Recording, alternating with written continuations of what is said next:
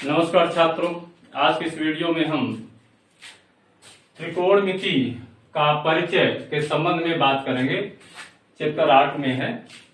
इस वीडियो में मुख्य रूप से हम चर्चा करेंगे त्रिकोणमिति की परिभाषा, त्रिकोणमिति की आवश्यकता क्यों होती है और त्रिकोणमिति अनुपात क्या होते हैं। तो आइए सबसे पहले हम त्रिकोणमिति को समझते हैं कि त्रिकोणमिति का मतलब क्या होता है। त्रिकोणमिति को अंग्रेजी में ट्रिग्नोमेट्री कहते हैं और यहाँ जो ट्रिग्नोमेट्री अंग्रेजी वर्ड है इसकी व्याख्या दो प्रकार से की जाती है। ये कहा जाता है कि जो ट्रिग्नोमेट्री वर्ड है अंग्रेजी का, ये ग्रीक शब्दों से बना है। और ग्रीक के किन शब्दों से मिलकर के बना है, जरा देखिए आप। ट्राई, इन शब्दों से मिलकर के बना है यहां पर। ट्राई, गान प्लस में ट्रॉन। अब यहां ट्राई का मतलब क्या होता है? ट्राई का मतलब होता है त्रि, गान का मतलब होता है भुजा, और मेट्रॉन का मतलब होता है क्या? माप। त्रिभुजा, त्रिभुजा यानी तीन भुजा वाले, तीन भुजाओं से घिरी आकृति को त्रिभुज कहते हैं। ये आप अच्छी तरह से जानते हैं। तो त्रि प्लस भुजा का मतलब क्या हुआ? त्रिभुज। और माप यानी यहां पर हो गया त्रिभुज का माप, यानी ट्रिग्नोमेट्री का मतलब होता है त्रिभुज का माप।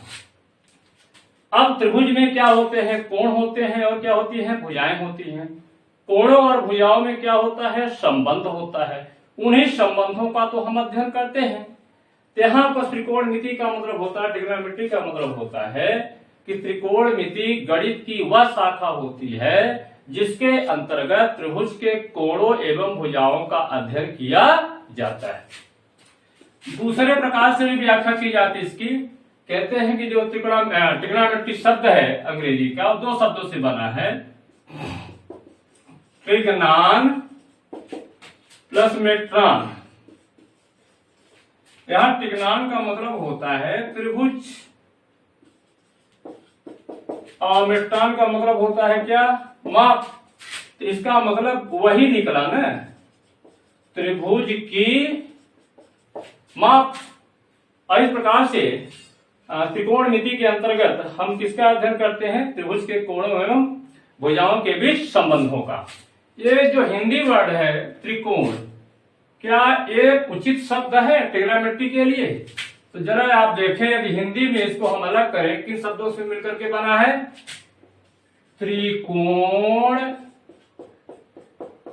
प्लस मिति। त्रिकोण, त्रि माने तीन होता है, कोण, तीन कोणों से बनी बंद आकृति को हम क्या कहते हैं? त्रिभुज कहते हैं। तीन कोणों से बनी बंद आकृति को हम क्या कहते हैं? त्रिभुज कहते हैं, त्रिकोण कहते हैं। तीन कोणों से बनी बंद आकृति को त्रिकोण कहा जाता है। और त्रिकोण का मतलब क्या होता है? त्रिभुज। यहां त्रिकोण का मतलब हो गया त्रिभुज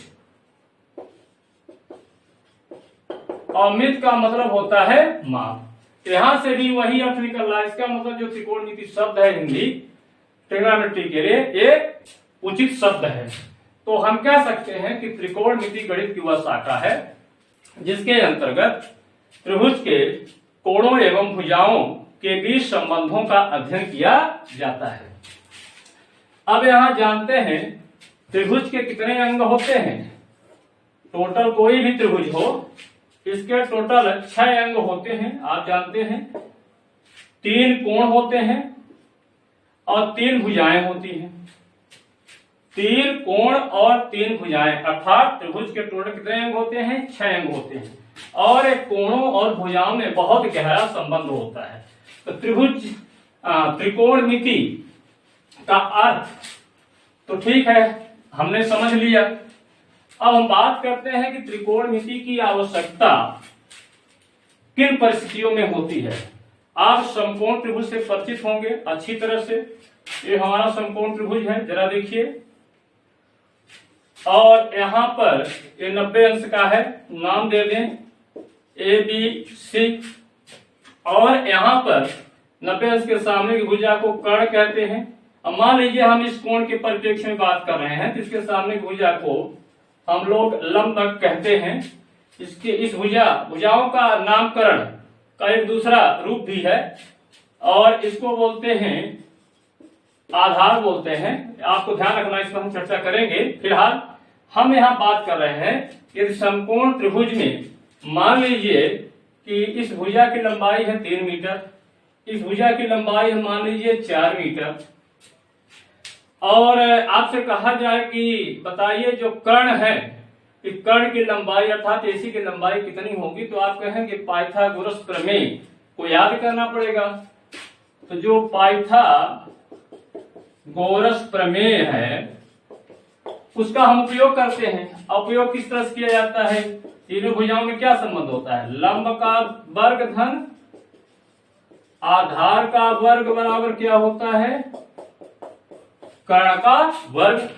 इसका मतलब यह है कि समकोण त्रिभुज में यदि कोई भी दो भुजाएं हमें मालूम हो तो पाइथागोरस प्रमेय का उपयोग करके तीसरी भुजा का मान हम ज्ञात कर सकते हैं। यदि इसके आधार पर आप निकालेंगे इस भुजा की लंबाई तो 5 मीटर आएगी। अब प्रश्न ये उठता है कि यहाँ पर पाइथागोरस प्रमेय हमारी मदद कहां तक करेंगे। मान लीजिए यहाँ पर एक समकोण त्रिभुज है और जिसकी भुजा की लंबाई यहाँ 3 मीटर है। अब मान लीजिए कोण 30 अंश है। अब हम पाइथागोरस साहब से कहें कि आप बताइए कि त्रिभुज की जो अन्य दो भुजाएं हैं इनकी लंबाई कितनी होगी। तो क्या पाइथागोरस साहब हमारी मदद कर पाएंगे? पाइथागोरस प्रमेय तो ये कहती है कि समकोण त्रिभुज में कोई दो भुजा ज्ञात होने पर ही हम तीसरी भुजा का मान ज्ञात करते हैं। यहाँ पर तो सिर्फ एक भुजा का मान मालूम है और एक कोण मालूम है। तो पाइथागोरस प्रमेय की जो शर्त होती है, कंडीशन है, जो उनका एक संबंध होता है, उसके आधार पर ये जो दो भुजाएं हैं इसको ज्ञात करना संभव नहीं है। तो फिर हम क्या करेंगे? किसका सहारा ले? कोण मालूम है, एक भुजा का मान मालूम है, अन्य दो भुजाओं को ज्ञात करना है, साथ में चाहे तो अन्य कोणों को भी ज्ञात करने की आवश्यकता पड़ सकती है। तो ऐसी परिस्थिति में हम क्या करेंगे? जहां पाइथागोरस प्रमेय हमारी मदद नहीं कर पा रही है वहां पर हमें जरूरत पड़ेगी त्रिकोणमिति की। त्रिकोणमिति हमारी मदद कहाँ करती है? जैसे मान लीजिए कि आप देखते हैं कि हमारे दैनिक जीवन में बहुत सारी ऐसी ऊंचाइयां होती हैं जिनको भौतिक रूप से नापना संभव नहीं होता, फिजिकली शारीरिक रूप से वहां पहुंचना संभव नहीं होता है। ऐसे बहुत सारी दूरियां होती हैं, जैसे नदी की चौड़ाई बहुत लंबी हो और उस पार जाना संभव न हो, इस पार से ही हम नदी की चौड़ाई ज्ञात करना चाहें। तो ऐसी परिस्थितियों में त्रिकोणमिति हमारी मदद करती है। त्रिकोणमिति गणित की एक तकनीक है जिसकी सहायता से ऐसी समस्याओं का समाधान निकाला जाता है। अब यहाँ पर आपने देखा होगा, अपने दैनिक जीवन में अनुभव किया होगा, बहुत सारे समकोण त्रिभुज बनने की कल्पना करते हैं आप। जैसे मान लीजिए कि एक टावर है और इस टावर के नीचे कहीं आप बैठे हैं, उसके आधार के साथ यहाँ पर बैठे हुए हैं और यहाँ पर बैठे हुए आप देख रहे हैं। ठीक है, किसको देख रहे हैं? टावर के टॉप को, यानी उसके शिखर को। यहाँ पर मान लीजिए कि आप यहाँ से यहाँ तक दूरी भी नाप सकते हैं, 500 मीटर है। अब समस्या यह है कि जरा देखिए, समकोण त्रिभुज बन गया, 90 डिग्री है, ये हमारा क्या हो जाएगा? कर्ण हो जाएगा। तो ऐसे हम कल्पना करते रहते हैं, इमेजिन करते रहते हैं समकोण त्रिभुज की। अब यहाँ पर प्रश्न ये है, समस्या ये है कि टावर की ऊंचाई कितनी होगी, ऐसा हम सोचते हैं।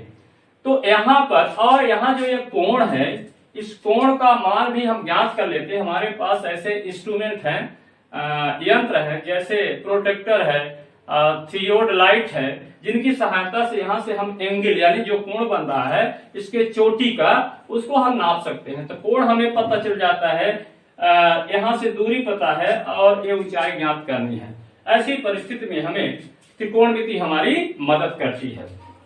इसी प्रकार से और भी एग्जाम्पल दे सकते हैं। जैसे मान लीजिए किसी का मकान है और मकान के ऊपर कोई व्यक्ति बैठा हुआ है और मकान के बगल से एक नदी बह रही है और नदी के उस पार वो व्यक्ति यहाँ पर देख रहा है, यहाँ से देखता है। मकान की ऊंचाई मान लीजिए उसको पता है कि 30 मीटर है यहाँ से यहाँ तक।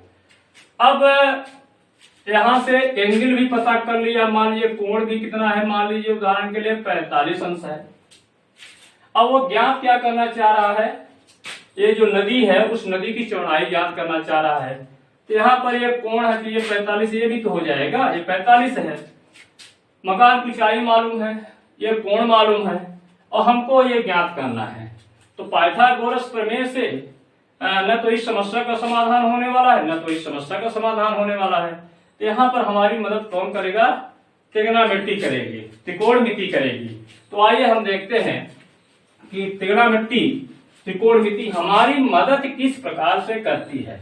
यहाँ पर समकोण त्रिभुज का जो रोल है वो बहुत महत्वपूर्ण है त्रिग्नोमेट्री में। यहाँ पर हम बात करेंगे, जैसा कि मैंने आपसे बताया कि जो त्रिभुज होता है उस त्रिभुज के कोणों और भुजाओं के बीच में हम संबंधों का अध्ययन करते हैं। तो कोणों और भुजाओं के बीच में जो संबंध होते हैं वो किस प्रकार से होते हैं, जरा देखिए। एक त्रिभुज आपके सामने बना हुआ है, यहाँ पर मान लीजिए कि ये कोण है और इस कोण का मान लीजिए हमने नाम क्या दे दिया, थीटा।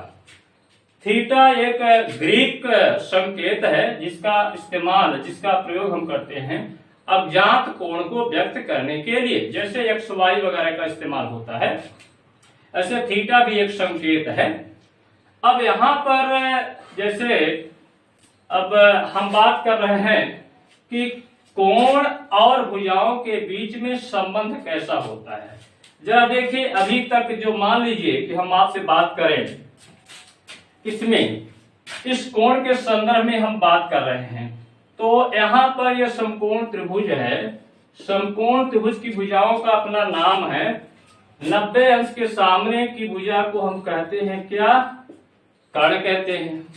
और भी आप देखिए, हम चूंकि इस कोण के सापेक्ष में बात कर रहे हैं, इस कोण के संदर्भ में बात कर रहे हैं, ये जो दो भुजाएं हैं इन भुजाओं का अपना नाम होगा। और किस नाम से जानते हैं इन भुजाओं को, जरा देखिए। कोण थीटा के ये सामने वाली भुजा है ना, क्योंकि गणित में तो लॉजिक होता है, तर्क पर चलती है गणित, तो इसका नाम कैसे पड़ा इसका भी कारण है। क्योंकि ये भुजा जो है इस कोण के सामने है, इसलिए इसको हम कहते हैं सम्मुख भुजा। सम्मुख भुजा एक्चुअल में एक किसकी सम्मुख भुजा है, कोण थीटा की सम्मुख भुजा। और ये जो जरा देखिए आप, इस कोण को बनाने के लिए दो भुजाएं हैं, एक कर्ण है, एक यहाँ ए बी है। दो भुजाओं से मिलकर के ये कोण बना है। तो ये भुजा भी इस कोण का एक अंग है, एक हिस्सा है, और ये कर्ण भी है। तो ये कर्ण का नाम तो पड़ चुका है, इस भुजा का नाम क्या लेंगे, क्योंकि ये भुजा इस कोण से जुड़ी हुई है, इसलिए इसे कहते हैं संलग्न भुजा। क्या बोलते हैं, संलग्न भुजा। किसकी संलग्न भुजा, कोण थीटा की संलग्न भुजा। तो यहाँ पर इस कोण के परिप्रेक्ष्य में इस भुजा का नाम होगा संलग्न भुजा। इसे आसन्न भुजा भी कहते हैं, हम ऐसा भी कह लेते हैं, पर्यायवाची हैं आसन्न भुजा। यहाँ पर हम सिर्फ संलग्न भुजा का इस्तेमाल करेंगे। और यहाँ पर हम क्या करते हैं कि जो कोण थीटा है इस शब्द को हटा देते हैं, सुविधा के लिए हम सम्मुख भुजा संलग्न भुजा कहेंगे। इसका नाम और भी है, आप जानते हैं, इसको हम लंब भी कहते हैं। इस भुजा को हम क्या कहते हैं, आधार कहते हैं। लंब और आधार के नाम से भी जानते हैं। यहाँ पर आप ध्यान से देखना है आपको, जब इस कोण के परिप्रेक्ष्य में हम बात कर रहे हैं तो इन भुजा BC और AB का नाम क्या पड़ रहा है? ये संलग्न भुजा है या आधार, ये समूह भुजा है या लंब। यदि हम कोण को बदल दें, अर्थात हम इस कोण के परिप्रेक्ष्य में बात करें, तो ध्यान रखिएगा, इस कोण के परिप्रेक्ष्य में बात करेंगे तो यहाँ पर इसके सामने की भुजा ये आएगी ना, इस कोण के सामने की ये भुजा है, तो फिर इसका नाम बदल जाएगा, यानी ये हो जाएगी इस परिस्थिति में ये सम्मुख भुजा हो जाएगी, या इसको हम लंब भी कहेंगे। और तब एक कौन सी भुजा हो जाएगी? फिर इसका नाम हो जाएगा संलग्न भुजा या आधार। तो ध्यान रखिएगा, भुजाओं का जो नाम होता है वो कोण के सापेक्ष में होता है। अब यहाँ पर हम इस कोण पर बात कर रहे हैं, तो इस कोण के सामने भुजा है ये, इसलिए सम्मुख भुजा हो गई BC, या इसको हम लंब भी कहते हैं, और AB हमारी हो गई संलग्न भुजा या आधार हो गया। हाँ, ये जो है कोण के सापेक्ष में ये आपस में इनका नामकरण बदलता रहता है। अब यहाँ त्रिकोणमिति अनुपात क्या होता है, जरा देखिए आप। यहाँ पर कितनी भुजाएं हैं इस समकोण त्रिभुज में? समकोण त्रिभुज में टोटल कितनी भुजाएं हैं? 6 भुजाएं हैं। तीन भुजाएं हैं, AB, BC और AC। अब यहाँ पर समकोण त्रिभुज की जो तीन भुजाएं हैं, इन भुजाओं में अनुपात आप कितने प्रकार से बना सकते हैं? जरा देखिए, AB का अनुपात आप BC के साथ कर सकते हैं, BC का अनुपात आप किसके साथ कर सकते हैं? AC के साथ कर सकते हैं। अनुपात यानी बटा। अब इस प्रकार से हम दो दो भुजाओं का अनुपात बनाएंगे तो टोटल कितने अनुपात बनेंगे? 6 अनुपात बनेंगे। कितने अनुपात बनेंगे? 6 अनुपात बनेंगे। यानी लंब और कर्ण का है तो कर्ण और लंब का हो जाएगा, लंब और आधार का है तो आधार बटे लंब हो जाएगा, आधार बटे कर्ण है तो कर्ण बटे आधार हो जाएगा।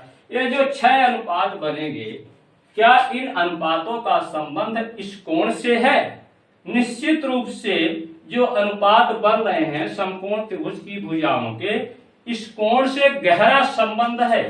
कैसे संबंध है जरा देख लीजिए आप। ये समकोण त्रिभुज है, यहाँ पर ये कोण है, मान लीजिए ये समकोण त्रिभुज की भुजाएं हैं A, B और C। तो यहाँ पर AB और BC, जरा देखिए कोण यहाँ पर कुछ भी होगा, मान लीजिए उदाहरण के लिए 45 अंश है।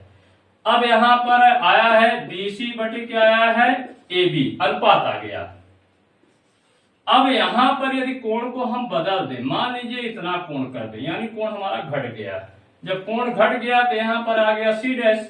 अब इस त्रिभुज में जरा देखिए अनुपात बदल गया कि नहीं बदला? यहाँ BC' बटे क्या हो गया? AB। जहां BC था उसकी जगह क्या आ गया? BC' आ गया।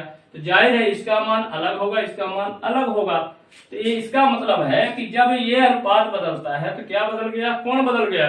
और जब कोण बदलेगा तो क्या बदलेगा? अनुपात बदलेगा। इसका मतलब है कि समकोण त्रिभुज की दो भुजाओं के बीच में जो अनुपात होता है उसका कोण से गहरा संबंध है।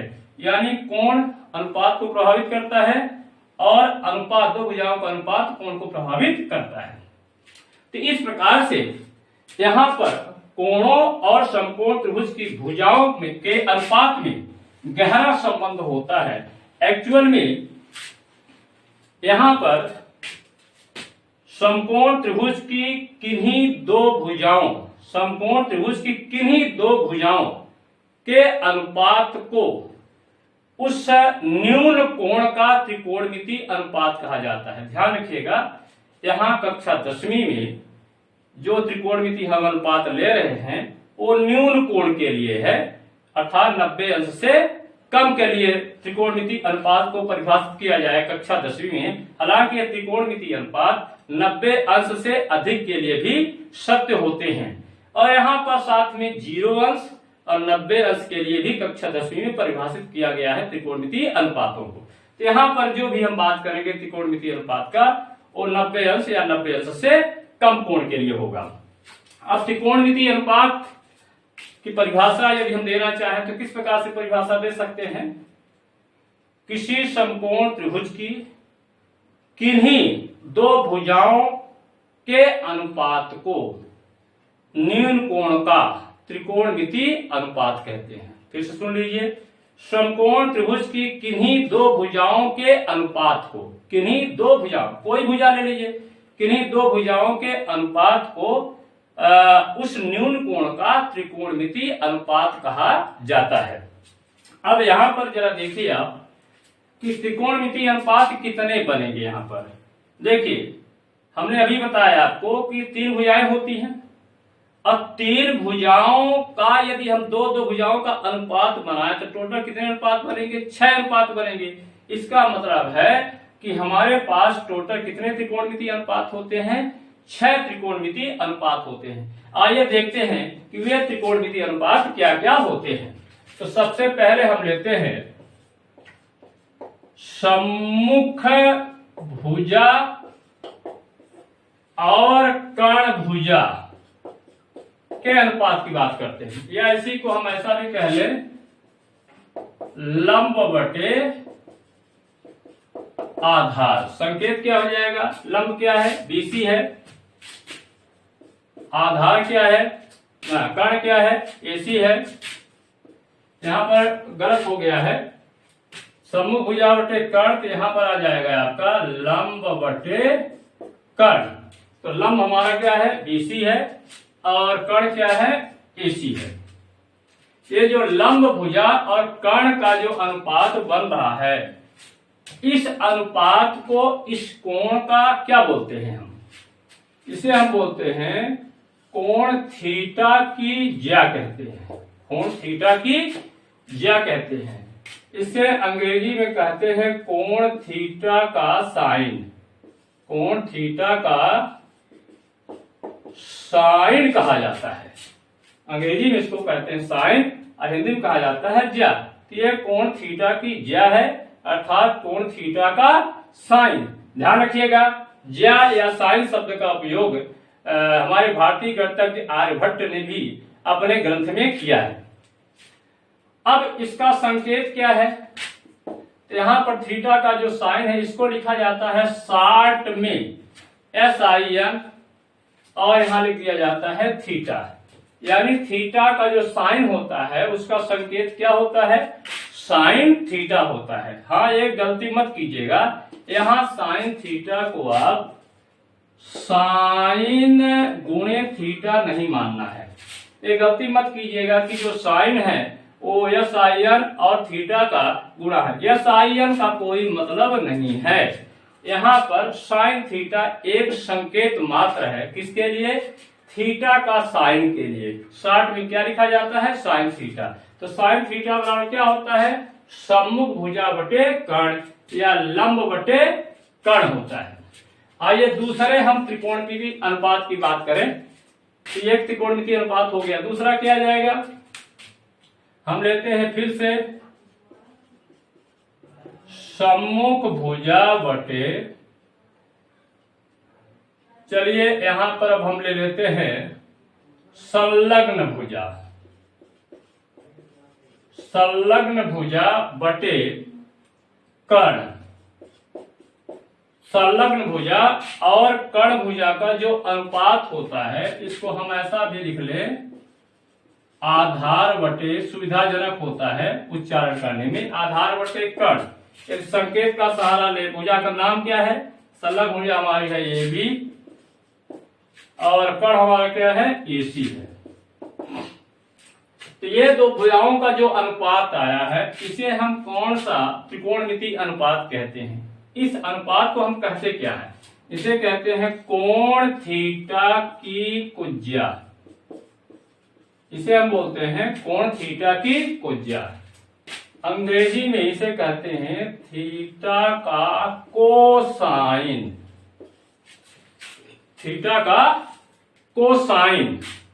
अब इसको COSIN और इसको लिखा जाता है क्या? Cos theta. तो ये संकेत होता है, संक्षिप्त नाम है। थीटा का कोसाइन की जगह क्या लिखते हैं? COS cos theta. तो कॉस थीटा बराबर होता है आधार बटे कर्ण या संलग्न भुजा बटे कर्ण। तीसरा है, अब किस की भुजाओं का अनुपात ले लिए। आइए हम सम्मुख भुजा और संलग्न भुजा का अनुपात लेते हैं। तो सम्मुख भुजा बटे संलग्न भुजा,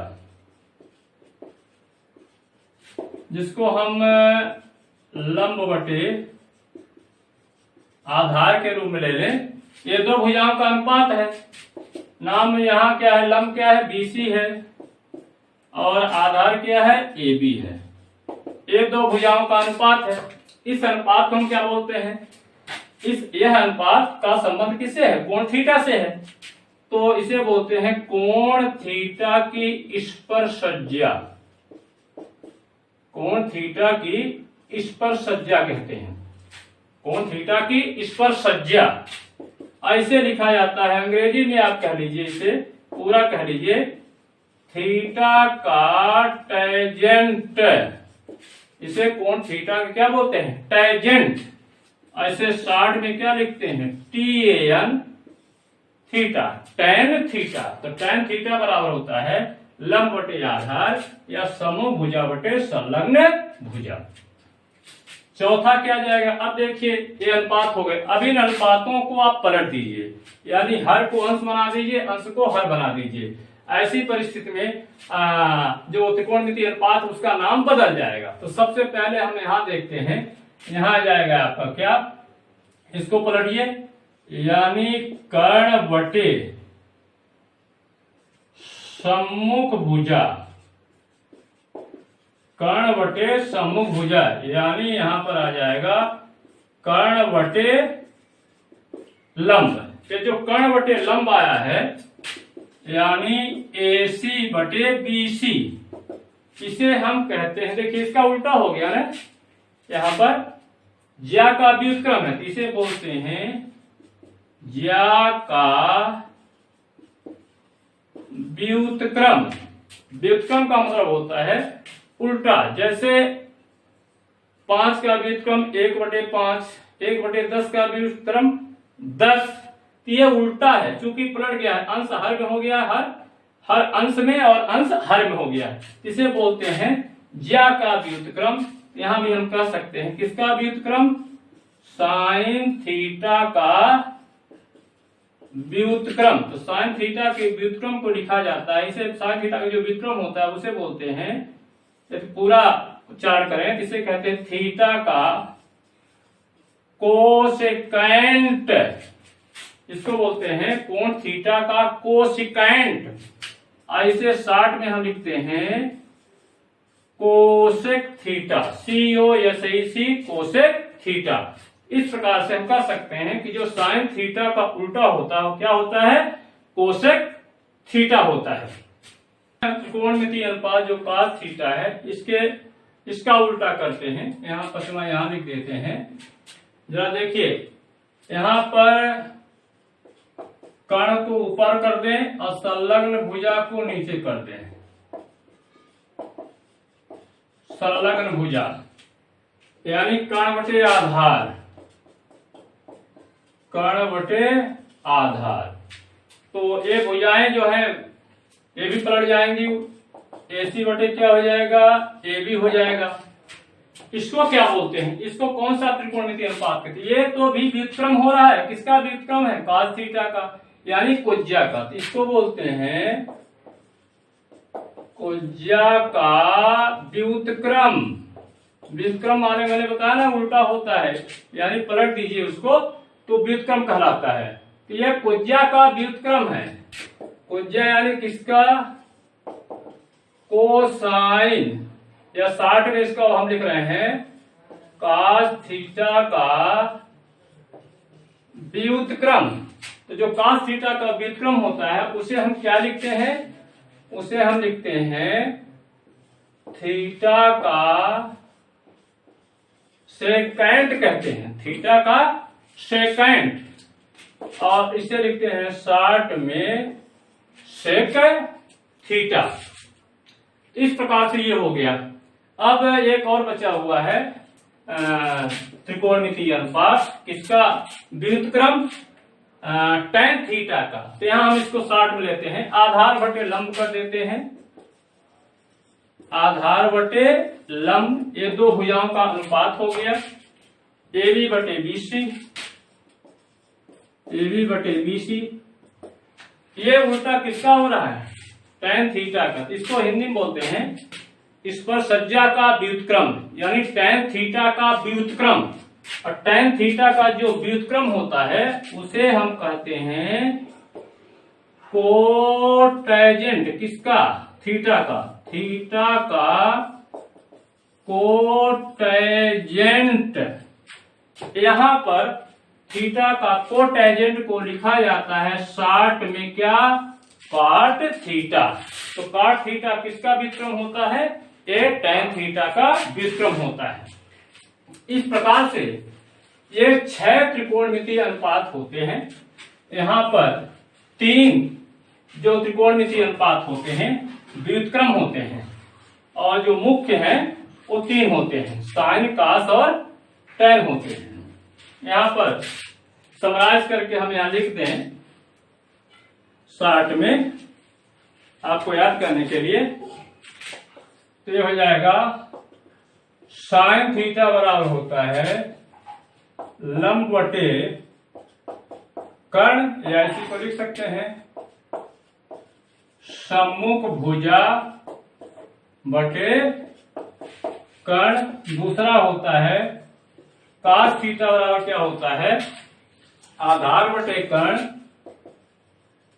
आधार बटे कर्ण। तीसरा होता है tan थीटा, tan थीटा होता है लंब बटे आधार। चौथा होता है कोसेक थीटा, कोसेक थीटा किसका व्युत्क्रम होता है? साइन का, तो उल्टा हो जाएगा, यह आ जाएगा कर्ण बटे लंब। पांचवा है सेक थीटा, सेक थीटा किसका व्युत्क्रम होता है? कास का, तो हो जाएगा कर्ण बटे आधार। और छठवां होता है कॉट थीटा, कॉट थीटा किसका उल्टा होता है? tan का, तो क्या हो जाएगा? आधार बटे क्या हो जाएगा? लंब हो जाएगा। अब इसको याद कैसे करेंगे?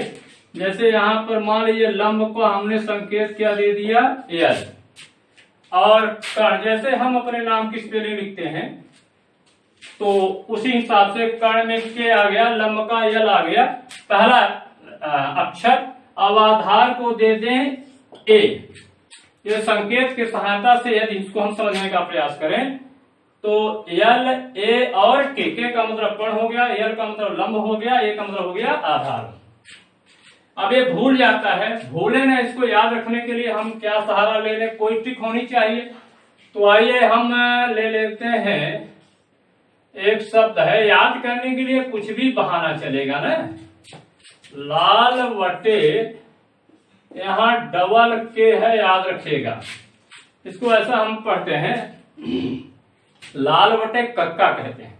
यहां से कक्का नहीं आ रहा है, फिर भी इसका हम उच्चारण इस तरह से कर लेते हैं ताकि याद रहे ये त्रिकोणमितीय अनुपात, लाल बटे कक्का। अब यहाँ यल का मतलब देखिए जरा, इसका ये बता रहा है साइन को, साइन थीटा यानी यल बटे के, तो लंब बटे कर्ण। ये जो अनुपात बता रहा है यहां पर देखिए, ये है कॉस थीटा। कॉस थीटा किसका मतलब? आधार, यानी ए बटे के, यानी आधार बटे कर्ण। और यहां पर जो आ रहा है ये बताता है अनुपात, किसको? tan थीटा को, tan थीटा को क्या बता रहा है? L बटे A। tan थीटा का मतलब क्या हुआ? किन भुजाओं का अनुपात है? लंब और आधार का। तो इस शब्द को याद रखिएगा, लाल बटे कक्का, तो इसका मतलब साइन। अब इसका उलट दीजिए, तो उलट देंगे तो आपको क्या मिल जाएंगे? जो इसके व्युत्क्रम होते हैं, व्युत्क्रम के अनुपात आपको मिल जाएंगे। अब यहां पर मैं आपको एक ट्रिक और बता रहा हूं कि आपको भूले न, दम अष्टभुज है, सॉरी अष्टभुज नहीं, समखष्टभुज। कितनी भुजाएं? 6। 1 2 3 4 5 6, इसे कहते हैं समखष्ट भुज, यानी 6 भुजाएं बराबर बनाने का मैंने प्रयास किया है। अब यहाँ पर क्या करिए आप कि जो अंग्रेजी की डिक्शनरी होती है, उस डिक्शनरी में शब्द जिस क्रम में रखे जाते हैं उन्हीं क्रम में छबो त्रिकोणमितीय अनुपात को आप इसमें सजाइए। देखिए, sine theta, cos theta, tan theta, sec theta, cosec theta और क्या होता है काट थीटा। तो अंग्रेजी के डिक्शनरी में यदि हम इन शब्दों को सेट करें तो सबसे पहले कौन सा शब्द आएगा? कास। यहां रखिए आप क्या? Cos theta. कास के बाद किसका आएगा? COS। यहाँ आएगा COS। यहां से देखिए आएगा कॉसेक थीटा। यहाँ आएगा कॉसेक का नंबर आएगा। किसका नंबर आएगा? कॉसेक का, कॉसेक थीटा। इसके बाद किसका नंबर आएगा? कॉसेक के बाद अंग्रेजी के डिक्शनरी में जो शब्द चला गया वो सी बात ये हो जाएगा COT, काट, काट थीटा। क्यों? एस के बाद क्या आता है? टी आता है ना, ये हो गया काट थीटा। इसके बाद कौन सा वर्ड आएगा? इसके बाद आएगा सी वाले तो हो गए। अब एस वाले देखिए, साइन आएगा, सेक आएगा। भाई एस के बाद आई है, यहाँ एस के बाद ई है, पहले ई आता है फिर आई आता है। यहाँ हो जाएगा सेक थीटा, यहाँ हो जाएगा साइन थीटा, यहाँ हो जाएगा क्या? Tan theta. और इस क्रम में चलिए, इस क्रम में तो यहां पर अब देखिए, ये अंग्रेजी की डिक्शनरी के अनुसार हमने जो ये त्रिकोणमितीय अनुपात है 6, इनको हमने अरेंज कर लिया है। अब सामने सामने भुजा को मिलाइए तो कास का व्युत्क्रम क्या होता है? सेक होता है। बड़ा आसान है। और सेक का व्युत्क्रम क्या होता है? कास होता है। साइन, सामने सामने भुजा को मिलाइए, साइन का व्युत्क्रम क्या होता है? कॉसेक। अब कॉसेक का व्युत्क्रम क्या होता है? साइन। यहां से इसको मिलाइए, टेन का व्युत्क्रम क्या होता है? काट। अब काट का व्युत्क्रम क्या होता है? टेन। ये समखष्टभुज को आप याद रखिएगा और अंग्रेजी डिक्शनरी के अनुसार शब्दों को आप इस तरह से व्यवस्थित कर लीजिएगा तो आपको व्युत्क्रम जीवन में कभी नहीं भूलेगा। अब इसको यहाँ पर हम लिख देते हैं, इनमें जो संबंध होता है, साइन थीटा का व्युत्क्रम क्या होता है? Cosec theta. तो कॉसेक थीटा का व्युत्क्रम क्या होता है? साइन थीटा, यानी 1/sin। इसी तरह से कॉस थीटा का व्युत्क्रम क्या होता है? Sec theta. तो सेक थीटा का व्युत्क्रम क्या होगा? Cos theta. टेन का व्युत्क्रम क्या होता है? काट थीटा, सॉरी 1/cot थीटा। तो काट का व्युत्क्रम क्या हो जाएगा यहाँ पर? 1/tan theta. इस तरह से ये त्रिकोणमितीय अनुपातों में संबंध होता है, इसको आपको याद रखना है। यहाँ पर आइए अब हम एक संबंध और बात करते हैं, उसको हम इस तरह से बात कर लेते हैं। टैन, साइन और कास में क्या संबंध होता है? ये होता है टैन थीटा बराबर होता है साइन थीटा बटे कॉस थीटा, और दूसरा होता है काट थीटा। काट थीटा टैन थीटा का व्युत्क्रम है, दिया जाएगा कॉस थीटा बटे साइन थीटा। अब इसको रही प्रूफ करने की बात आप प्रूफ कर सकते हैं। देखिए टेन थीटा बराबर क्या होता है? लंब बटे आधार, लंब बटे आधार।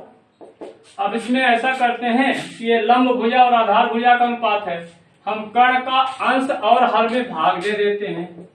तो इसको हम ऐसा लिख लें, लंब बटे कर्ण और आधार बटे कर्ण, यानी लंब में भी कर्ण का भाग दिया, आधार में भी कर्ण का भाग दिया। तो यहां पर लंब बटे कर्ण क्या होता है? लाल बटे कक्का। तो लंब बटे साइन है, कास है, टेन है, तो लंब बटे कर्ण ये वाला साइन थीटा। आधार ए बटे के ये आएगा, आधार बटे कण साइन cos tan, तो यहाँ जाएगा cos COS, ये हो गया आपका tan थीटा बराबर होता है साइन थीटा बटे cos थीटा। इसी प्रकार से उसका उल्टा होता है, तो cot थीटा बराबर जाएगा cos थीटा बटे साइन थीटा। ये ट्रिक जो है, इन ट्रिक को याद रखिएगा, ये सूत्र होते हैं, इनमें संबंध है, इस आधार पर भी याद कर सकते हैं। और ये महत्वपूर्ण सूत्र है, 1 2 यहाँ भी ये सूत्र महत्वपूर्ण है, आपको हर जगह सामना करना पड़ेगा और इन सूत्रों को भी आपको हर जगह सामना करना पड़ेगा। तो इसको बड़े सावधानी के साथ आपको ट्रिक के साथ याद कर लेना है।